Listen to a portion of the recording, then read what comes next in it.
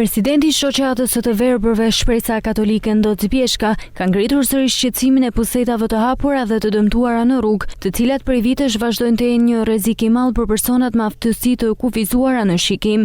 Sipas Bjeshkës, pusetat të tilla janë kthyer në një problem serioz, duke shkaktuar pengesa të vazhdueshme në lëvizjen e të verbërve.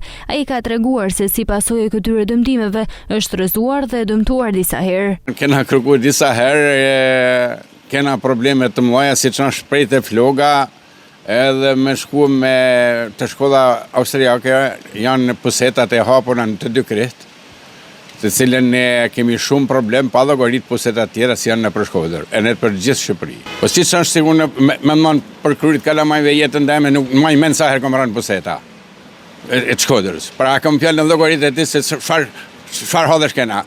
Ish dash me hedhë në gjyq bashkinë na. Kjo është gabimi, se kena marrë raporta disa herë në spital dhe me ka tër muaj sa kom nej me kam të plasur në kocat të ranë puseta. Pavarësisht se këtë shqetësime kemi ngritur prej vitesh, situata pothuajse nuk ka ndryshuar, është shprehur ai. Nuk kanë bërë asgjë gjë.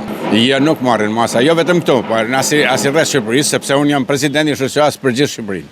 12 çarqe. Me të thënë drejtën shumë kohë. Sidomos ju e kuptoni vetë si ka shumë problem. Bollë janë myll. Presidenti i shoqatës së të verbërve shton se kjo është vetëm një nga problematikat e shumta me të cilat përballen çdo ditë personat me aftësi të kufizuara në shikim. Ai bën apel që institucionet përgjegjëse të marrin masa konkrete për të garantuar sigurinë dhe integrimin e tyre në jetën e përditshme.